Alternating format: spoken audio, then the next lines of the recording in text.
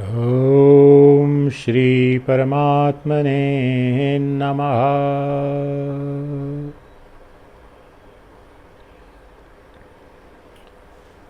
महर्षि अष्टावक्र ने राजा जनक को तत्काल आत्मबोध कैसे कराया।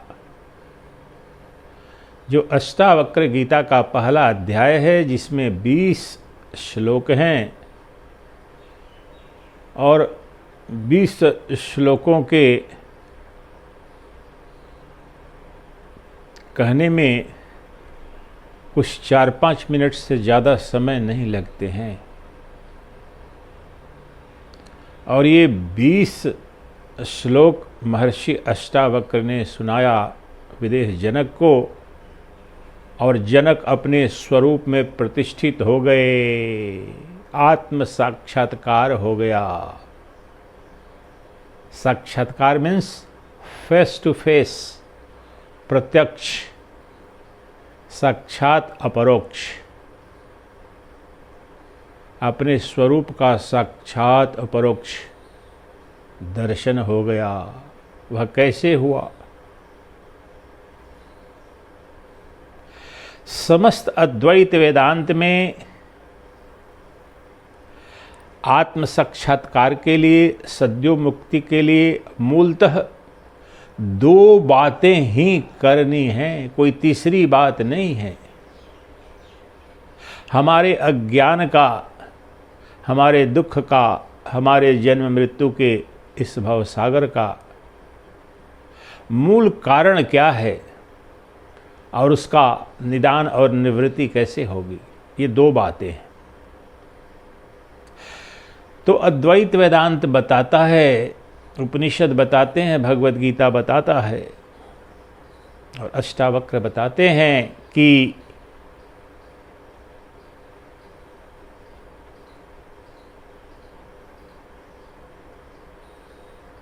हमारे स्वरूप का अज्ञान, हमारा जो वास्तविक स्वरूप है, मूल स्वरूप है, आत्यंतिक स्वरूप है, उससे हम अनभिज्ञ हैं, अनजान हैं, और वास्तव में जो नहीं है उसे ही अपना व्यक्तित्व, अपना परिचय, अपना स्वरूप मान बैठे हैं। एक शब्द में देहाध्यास हमारे समस्त दुखों, अज्ञान, भवबंधन का कारण है। देहाध्यास, हमने अपने को देह मान लिया है और देह मान करके हम जी रहे हैं और मर रहे हैं। ये पहली बात है। अद्वैत वेदांत की जो पहली बात हमें याद रखनी है कि हमारे दुखों का कारण है देहाध्यास, अर्थात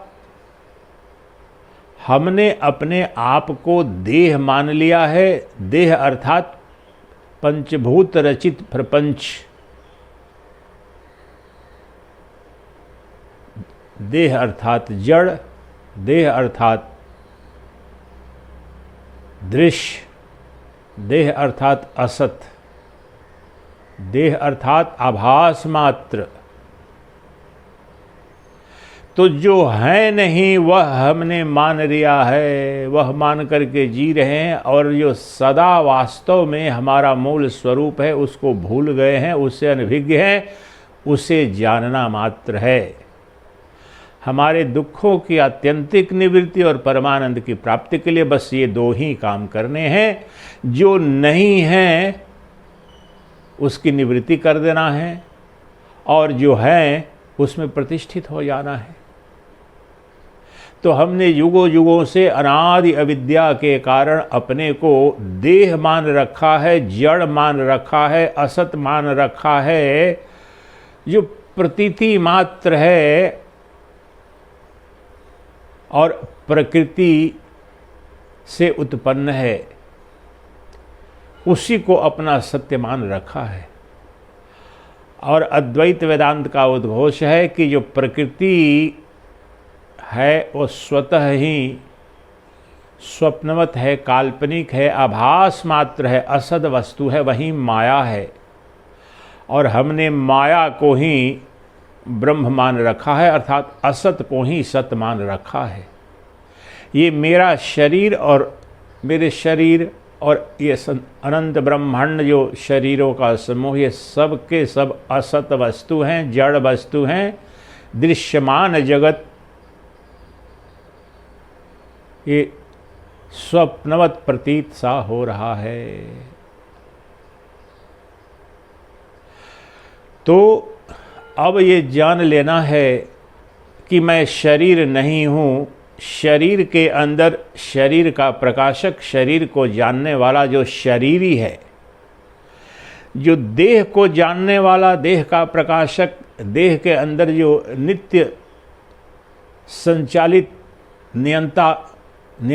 नियंत्रण और अनुपालन करने वाला जो अधिष्ठान है, वह देही है। उसे ही आत्मा कहते हैं।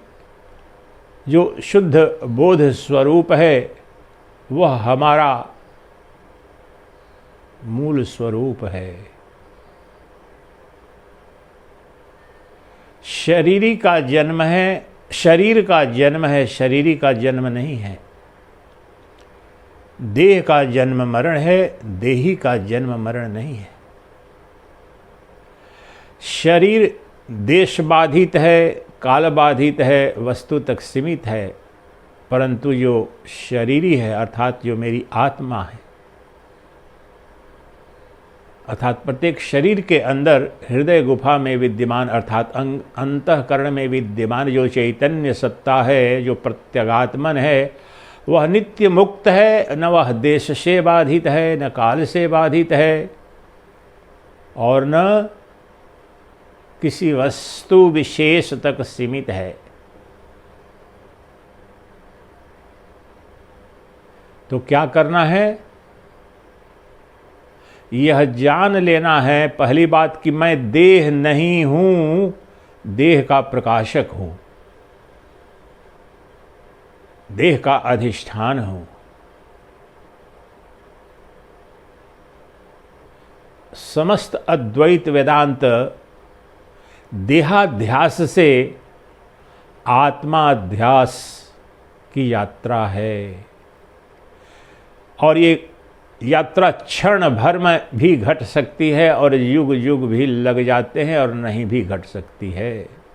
अगर मुमुक्षा प्रमाणिक नहीं हुई, अगर अभी भी संसार में आसक्ति है, अगर संसार सत्यवत प्रतीत हो रहा है, संसार में रस आ रहा है, स्वप्न में ही फंसे हैं, काल्पनिक जगत में ही आनंद ढूंढ रहे हैं, तब तो युग युग लग जाएंगे। लेकिन अपने पुण्य कर्मों के फल स्वरूप अगर यह अनुभूति में उतर गया कि ये जो संसार जिसमें हैं और जिसे जी रहे हैं, वास्तव में यह जैसा दिख रहा है वैसा है नहीं, ये नित्य क्षुद्र क्षणभंगुर परिवर्तनशील है। समस्त संबंध, समस्त सुख दुख, समस्त हानि लाभ, जय विजय, ये सब इतने क्षुद्र और क्षणभंगुर है कि थोड़ी सी गहराई से देखें तो वैराग्य हो जाता है। इसलिए बस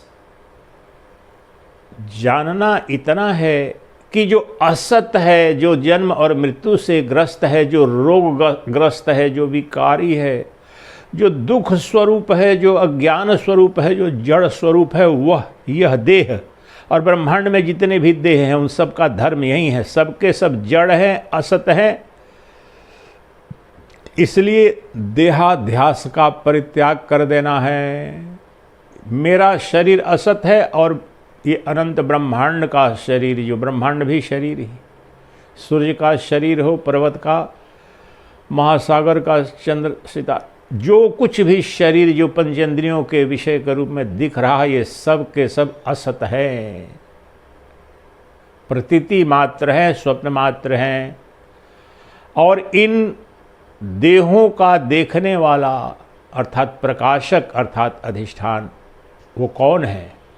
वह आत्मा है, अर्थात प्रत्यगात्मन सभी जीव के अंदर जो चेतन सत्ता है, जो हृदय गुफा में मन बुद्धि का प्रकाशक है, वही तो प्रत्यगात्मन है, जो देह तादात्म से प्रत्यगात्मन कहा जाता है। लेकिन जैसे घटाकाश से घट अगर नष्ट हो जाता है तो वही घटाकाश ही अनंताकाश हो जाता है।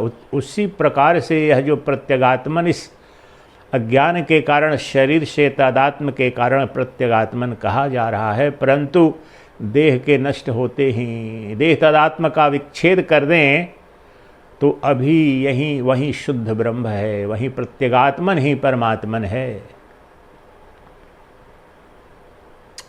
इसलिए अष्टावक्र ने पहले अध्याय के 20 श्लोकों में यही दो बात बताई, जिसके पश्चात जब दूसरा अध्याय शुरू हो रहा है तो उसमें जो पहला ही श्लोक बोलते हैं, राजा जनक, उससे सिद्ध हो जा रहा है कि वो अपने स्वरूप में प्रतिष्ठित हो गए हैं। तो 20 श्लोकों में, अब 20 श्लोक मैं नहीं कहने जा रहा हूँ, लेकिन पहले अध्याय के ये 20 श्लोक हैं, उसमें क्या बात बताई वो मैंने बता दिया। पहली बात ये बताई कि तुम शरीर नहीं हो, पंचभूतों के संघात नहीं हो, इन पंचभूतों के संघात के तुम प्रकाशक हो, दृष्टा हो, जानने वाले हो। यही ज्ञान, यानी अन्य अन्य रूपों में और स्पष्ट करने के लिए 20 श्लोकों में कहा है, लेकिन बात यही बताई जा रही है कि पंचभूत और पंचभूतों से रचित यह प्रपंच और ये पंचभूतों से रचित यह जो शरीर है, ये मिथ्या है, ये काल्पनिक है, ये जड़ है। अपने को पंचभूतों से रचित शरीर ना मान करके इस शरीर को जानने वाला, देखने वाला, उसे ही प्रकाशक का, ये अन्य अन्य शब्दों में जो अभी जानता है इस शरीर को, और सभी शरीरों को जो जानता है, कौन जानता है? मेरे सिवाय कौन जानता है? मैं ही तो जानता हूँ। बचपन से लेकर आज तक जितने भी शरीर हैं, जो कुछ भी देखता हूँ, मुझे ही उनका बोध होता है। तो अपने को शरीर न जान करके शरीर को जानने वाला जानो, और शरीर को शरीरी से अलग कर दो, जड़ को चेतन से अलग कर दो, और अर्थात जड़ से तादात्म्य विच्छेद कर दो और चेतन से तादात्म्य कर लो। यही अद्वैत वेदांत का समस्त सारांश है। मोक्ष की यात्रा बस इतनी ही है। अभी हमने अपने को जड़ अर्थात देह मान रखा है, इसके कारण दुख है, बंधन है, भवसागर है, अनंत काल तक दुख भोग रहे हैं, भयग्रस्त हैं, रोग है, व्याधि है, ये सब के सब अपने को शरीर मान करके, क्योंकि वास्तव में शरीर तो क्षुद्र है, क्षणभंगुर है, परजीवी है, पर निर्भर है। और इस शरीर को जानने वाला जो मैं हूँ, मेरा जो आत्यंतिक स्वरूप है, मैं तो नित्य मुक्त हूँ, नित्य स्वच्छंद हूँ, क्योंकि न मुझे कोई देश बाधित करता है, न कोई काल मुझे खंडित कर सकता है। मैं कालों का महाकाल हूँ, न कोई वस्तु तक सीमित हूँ। मैं अनंत ब्रह्मांड मुझसे ही उत्पन्न होते हैं, मुझ में स्थित रहते हैं, मुझ में ही विलीन हो जाते हैं। इसलिए अष्टावक्र गीता में पहले अध्याय में यही बताया अष्टावक्र ने, हे जनक, देहाभिमान पाशेन चिरं बद्धोऽसि पुत्रका, बोधोऽहं ज्ञान खड्गेन तनीकृत्य सुखी भवा। हे पुत्र, तेरा बंधन यही है, तेरी समस्या यही है कि बस तुमने युग युग से जिसे अनादि अविद्या कहते हैं, अनंत काल से अपने को देह मान रखा है। तुमने मान रखा है कि मैं देह हूँ, यह देह मेरा है। यही तुम्हारा बंधन है, यही तुम्हारा रोग है, यही तुम्हारी समस्या है, मूल समस्या है। अब तू यह जान ले कि मैं शरीर नहीं, शुद्ध बोध स्वरूप चैतन्य सत्ता हूँ, अर्थात शरीर नहीं शरीरी, अर्थात आत्मा हूँ मैं। और आत्माध्यास अर्थात मैं आत्मा हूँ, शुद्ध आत्मा हूँ। इस दृढ़ बुद्धि, इस दृढ़ विश्वास, इस दृढ़ संकल्प और इस दृढ़ अनुभूति में प्रतिष्ठित होकर अभी और यहीं अनंत काल के भवबंधन को छिन्न भिन्न कर दे उस ज्ञान की तलवार से। वह ज्ञान की तलवार क्या? मैं शरीर नहीं शरीरी हूँ, देह नहीं देही हूँ, जड़ नहीं चेतन हूँ, दृश्य नहीं दृष्टा हूँ, पुरुष प्रकृति नहीं पुरुष हूँ, प्रकृति नहीं पुरुष हूँ, मैं सदा प्रकृति से परे हूँ। जो प्रकृति से नित्य परे है, जो प्रकृति का भी अधिष्ठान है, प्रकृति स्वतः को नहीं जानती है, पुरुष ही जानता है प्रकृति को। इसलिए पुरुष ही प्रकृति को सिद्ध करता है, इसलिए प्रकृति का अधिष्ठान पुरुष, वह पुरुष मैं हूँ, एक अद्वितीय सच्चिदानंद घन स्वरूप परम पुरुष, वह मेरा स्वरूप है। तो अष्टावक्र ने कहा, यदि देह पृथक् कृत्य चीति विश्राम्य तिष्ठसि, अधुनैव सुखी शांतो बंधमुक्तो भविष्यसि। अष्टावक्र ने तत्काल मुक्ति का महामंत्र दे दिया। अगर तुम अपने देह को देही से अर्थात जड़ को चेतन से, अर्थात इस शरीर को ये अपनी प्रत्यगात्मा से अलग कर लो और उस प्रत्यगात्मा में अर्थात चैतन्य सत्ता में तुम्हारे अपने मैं जो निर्गुण निराकार है, नित्य उपलब्ध है, उसमें प्रतिष्ठित हो जाओ। प्रतिष्ठित होने का तात्पर्य है to identify yourself as pure consciousness, as seer, perceiver, experiencer of everything, as Pratyagaatman, indwelling self, not this body.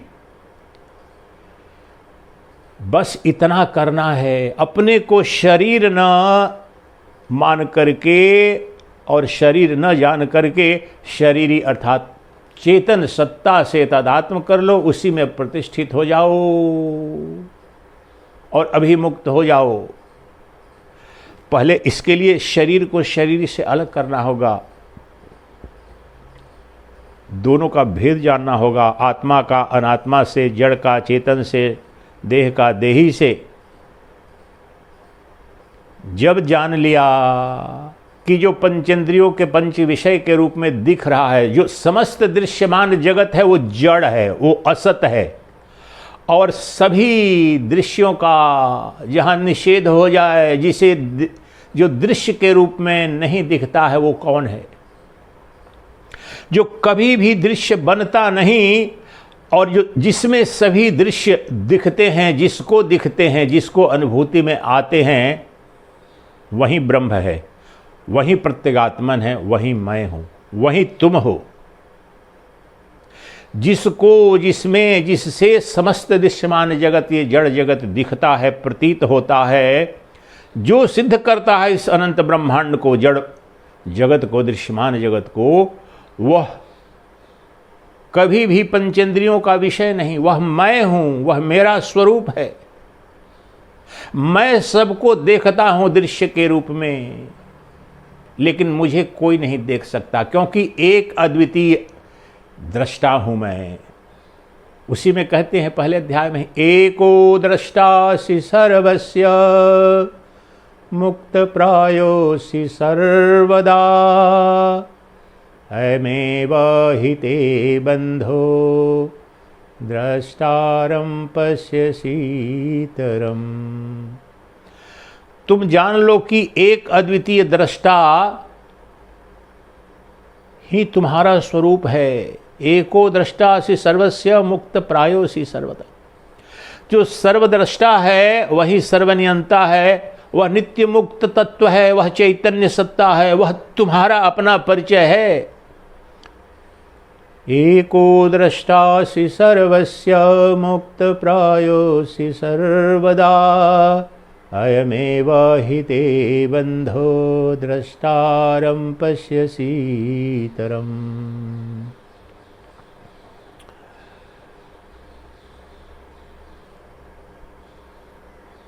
तो जो दृष्टा है वो नित्य मुक्त है और एक है, अद्वितीय है। एको दृष्टासि सर्वस्य मुक्त प्रायोसि सर्वदा, अयमेव हि ते बंध। यही बार बार बता रहे हैं, समस्त अद्वैत वेदांत बता रहा है। जनक को अष्टावक्र भी यही बता रहे हैं कि तेरी समस्या यही है कि तू अपने को जो नित्य मुक्त है, नित्य आनंदमय है, जो शाश्वत सत्य है, वह न मान करके जो असत है, जो जड़ है, जो क्षणभंगुर क्षुद्र देश काल वस्तु बाधित ये शरीर है, जो जड़ स्वरूप है, असत है, तूने अपने को दृश्य मान रखा है, दृष्टा किसी और में ढूंढ रहे हो। यही मूल अविद्या है, अनादि अविद्या है।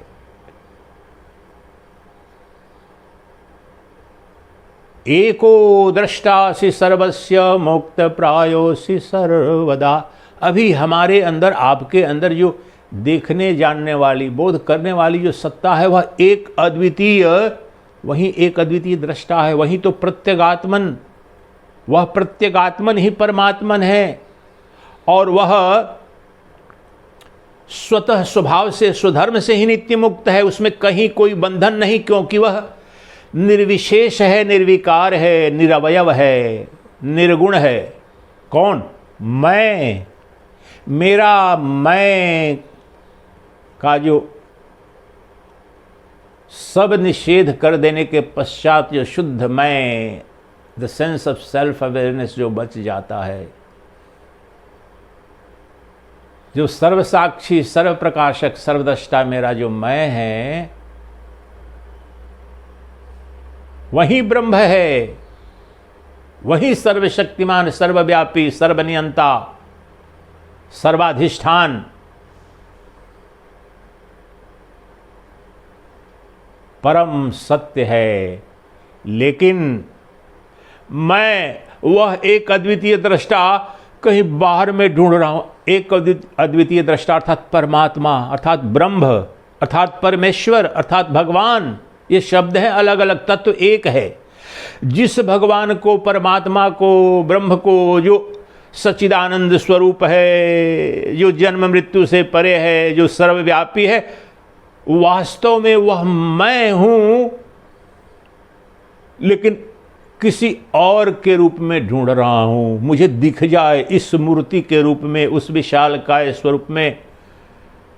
यही तुम्हारी अविद्या है।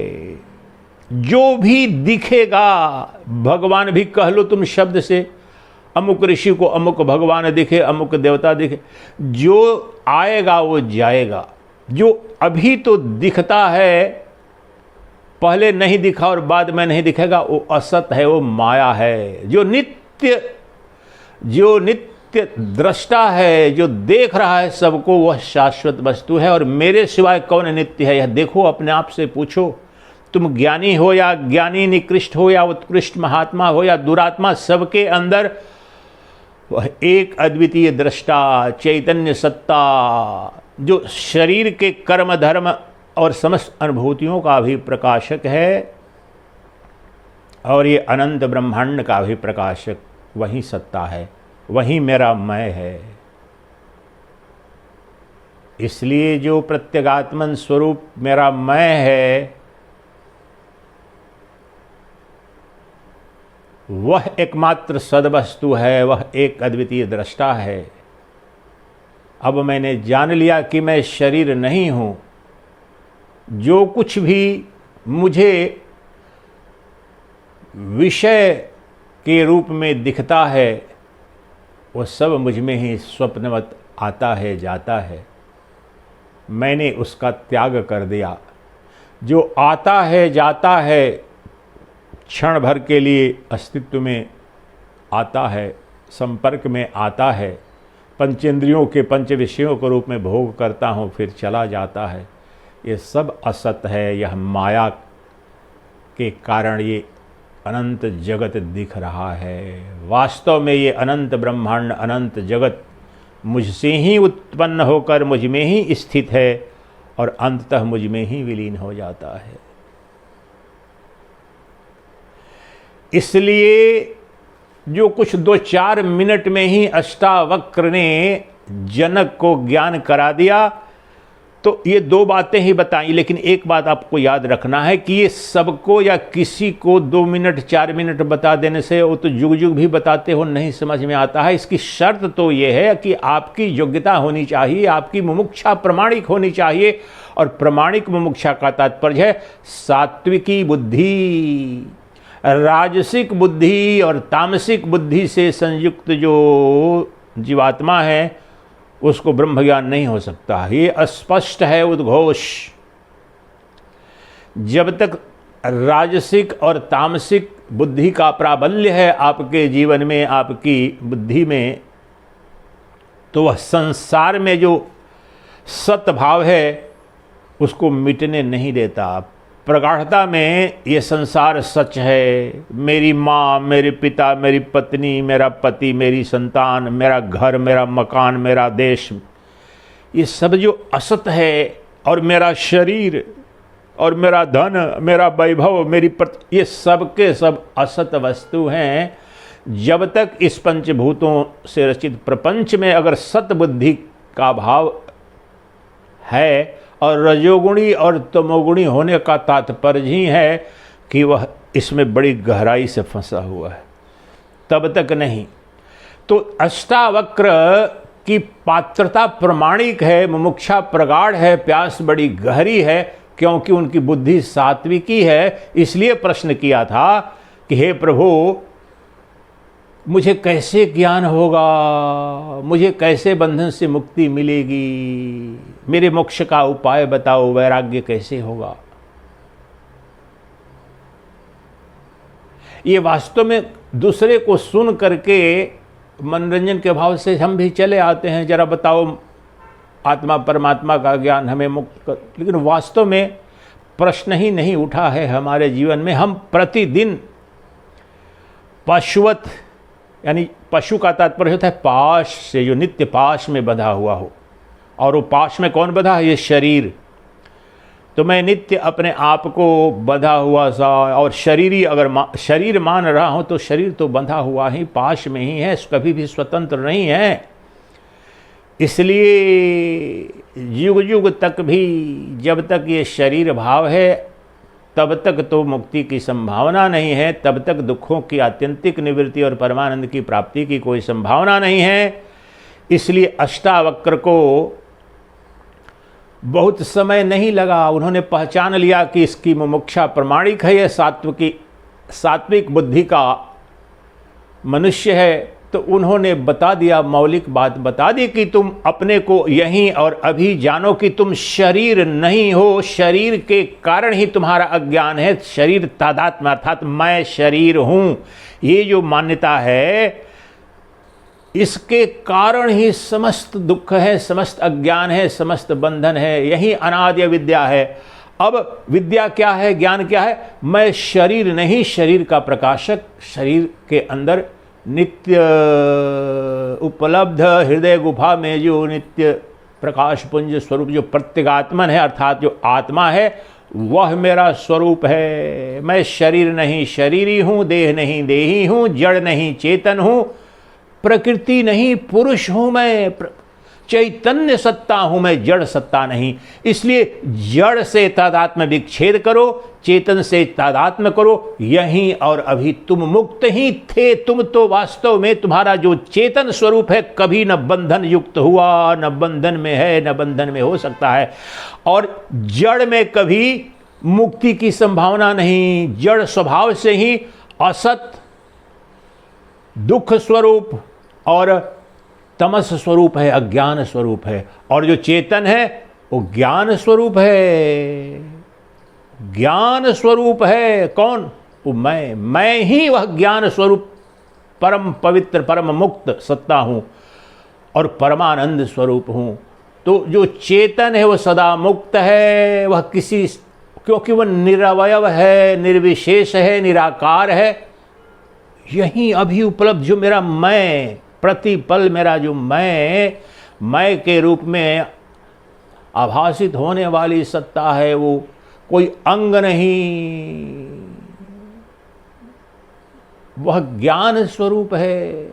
यही तो चेतन सत्ता है। मैं अभी तुम्हारा, मेरा जो मैं के रूप में जो बोध हो रहा है, वह एकमात्र सदवस्तु है। ये दिखा दिया, ये बता दिया। और सात्विक की बुद्धि थी जनक की, तो तत्काल उसमें प्रतिष्ठित हो गए और दूसरे अध्याय के पहले श्लोक में उद्घोष कर बैठते हैं। एक श्लोक से ही पता चल जाता है कि अपने स्वरूप में प्रतिष्ठित हो गए हैं और बड़ी सरलता सहजता से प्रतिष्ठित हो गए हैं। और कहते हैं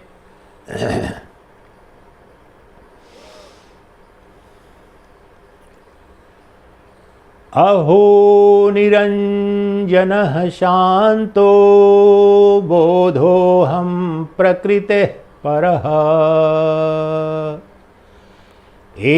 एतावन्तमहं कालं मोहेनैव विडम्बितः। ये सिद्ध कर देता कि वो मुक्त हो गए। कह रहे हैं अहो, पहले तो आश्चर्य, सृष्टि का सबसे बड़ा आश्चर्य होता है जब अपने स्वरूप का बोध होता है। अहो अहो। दूसरे अध्याय में ये 5 से 6 कम से कम श्लोक तो इस अहो शब्द से प्रारंभ हो रहे हैं। ये देखिए कि सृष्टि का सबसे बड़ा आश्चर्य अर्थात सबसे बड़ी कोई उपलब्धि, अभूतपूर्व घटना घटी हो अपने स्वरूप का बोध ही।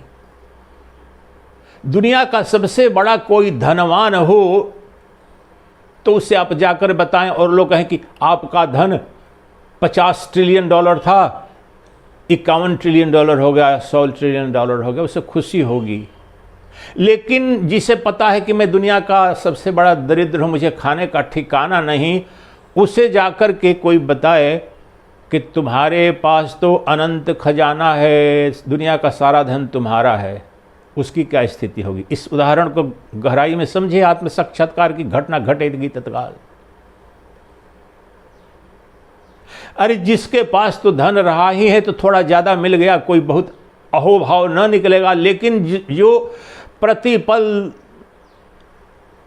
प्रेम की 2 बूंद के लिए, आनंद की 2 बूंद के लिए तड़प रहा है, जो अपने को दरिद्र समझता है, जीवन की भीख मांगता है, रोग से डर जाता है, उसे पता चलता है कि मैं तो अजर अमर अविनाशी सर्वव्यापी सर्वनियंता सहज सुख राशि हूं, तो अहो नहीं निकलेगा। इसका तात्पर्य समझो। अहो, अच्छा, मैं तो अपने को इतना दीनहीन दरिद्र दुखी समझ रहा था, मूर्ख समझ रहा था, और मैं तो ज्ञान स्वरूप हूं, आनंद का अनंत महाभंडार हूं।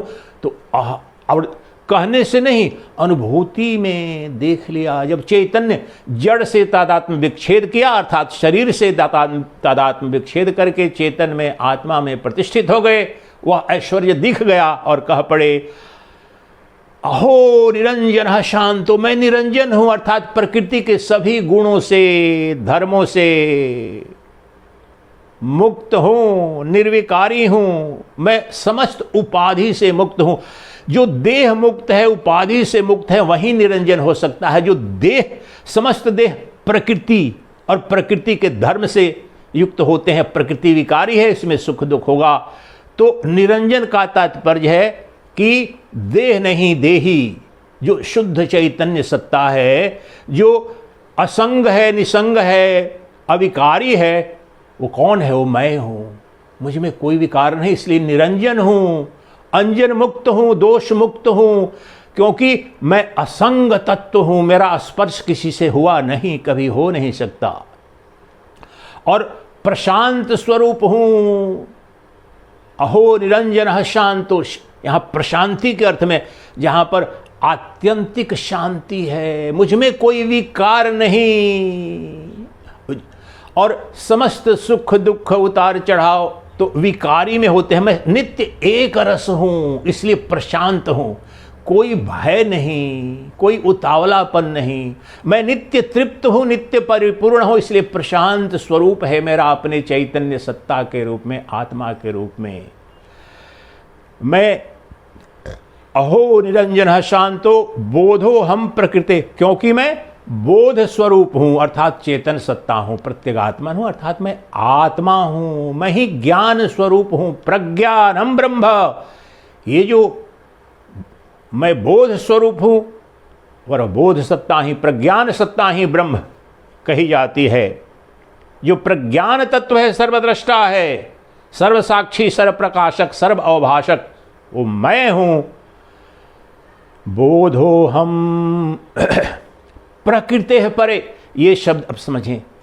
मैं सदा प्रकृति से परे हूं, मेरे समस्त दुख मुझे प्रकृति का अंग होने से, प्रकृति के धर्म से युक्त होने से, और ये शरीर प्रकृति का अंग है, अंश है, प्रकृति धर्मा है, इसीलिए समस्त भय, समस्त दुख, समस्त अज्ञान, जन्म मृत्यु विकार है। मैं सदा प्रकृति से परे हूं। इसको थोड़ा समझें आप। जिस समय आप बोलते हैं मैं आत्मा हूं, मैं सच्चिदानंद घन ब्रह्म हूं, फिर भी डर जाते हैं कि देखो शरीर तो बीमार हो जाएगा, शरीर तो मर जाएगा, शरीर को कोई काट देगा, शरीर को अपमानित कर देगा, शरीर को भोजन, ये शरीर के धर्म को तुम कल्पित कर देते हो शरीरी के धर्म पर। ये शरीर है, प्रकृति का अंग है, ये प्रकृति का अंश है, प्रकृति का इसका स्वभाव है, क्योंकि प्रकृति है और प्रकृति जड़ है। और इसी के कारण तुम अपने चेतन पर जब जड़ का भ्रम पाल लेते हो, रज्जु में सर्प का भ्रम जब हो जाता है, उसी प्रकार से ये नित्य चेतन स्वरूप जो रस्सी है, नित्य मुक्त चैतन्य सत्ता स्वरूप जो रस्सी है, उसी में ये देह होने का अर्थात सर्प होने का भ्रम हो गया है। और उस सर्प की भ्रांति, जो सर्प है नहीं, वहाँ रस्सी थी, रस्सी है, रस्सी ही रहेगी, परंतु अंधकार के कारण अज्ञान हुआ और भ्रम हो गया कि सर्प है, तो अनंत अमंगल भाग खड़ा हुआ, भयभीत हो गया, काट लेगा, मर जाऊंगा। यहीं मैं अपने को आत्मा जो नित्य मुक्त है न मान करके, जो शुद्ध है, एक रस है, आनंद का अनंत भंडार है, वो न मान करके शरीर मान लिया है। और इसी के कारण प्रकृति के धर्म को आरोपित कर देता हूं, मैं मर जाऊंगा, मुझे अपमानित कर दे। अरे मुझसे परे कोई है नहीं, मैं ही सर्वस्व हूं, मैं ही सब में हूं, मैं ही सर्वदा हूं, मैं आता जाता नहीं, सब मुझ में आते हैं और जाते से प्रतीत होते हैं। मैं तो वह अनंत चैतन्य महासागर हूं। ये अनंत जगत रूपी अनंत लहरें आती हैं, अटखेलियां करती हैं, मुझ में ही विलीन हो जाती हैं। मैं वह चैतन्य महासागर हूं। जितनी भी लहरें आएं और जाएं, मेरा क्या बनता बिगड़ता है। न रत्ती भर की वृद्धि है, न रत्ती भर की क्षति है मुझ में, वह चैतन्य सत्ता हूं। इसलिए यह जान लो, अपने को जब निधिध्यासन करते हो कि मैं शुद्ध बोध आत्मा हूं, तो यह जानो कि मैं प्रकृति से नित्य परे हूं। प्रकृति का कोई धर्म मुझे आच्छादित नहीं करता है। जब यह जान लिया तो प्रकृति पर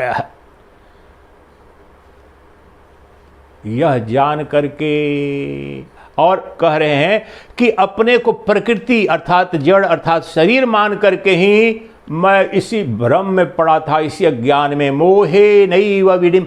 आज तक जब गुरुदेव मिले और गुरुदेव जो साक्षात अपरोक्ष जिन्होंने मुझे दर्शन करा दिया मेरे मैं का, मेरे स्वरूप का, मेरी आत्मा का, जो शाश्वत सनातन एकमात्र सदवस्तु है, उन गुरु ने जब तक मुझे अपने स्वरूप का दर्शन कराया साक्षात अपरोक्ष, उसके पहले बस यही तो मेरा भ्रम था कि मैं मोहे नैव विडम्बितः। मोह अर्थात इल्यूजन। इल्यूजन क्या था? बिल्कुल विपरीत। जहां रस्सी है और रस्सी सम्यक रूप से न दिखी तो भ्रम हो गया सर्प का। उसी प्रकार से जहां चेतन आत्मा अर्थात परमात्मा अर्थात वही पर ब्रह्म, वो भगवत सत्ता जो मेरा स्वरूप है, मैं वह नित्य निर्मल ज्ञान स्वरूप हूं, आत्मा हूं, चेतन सत्ता हूं। और मैं अपने को अत्यंत दूषित निर्मल विकारी शरीर मान रखा है। प्रकृति धर्मा, जड़ धर्मा, असत धर्मा, ये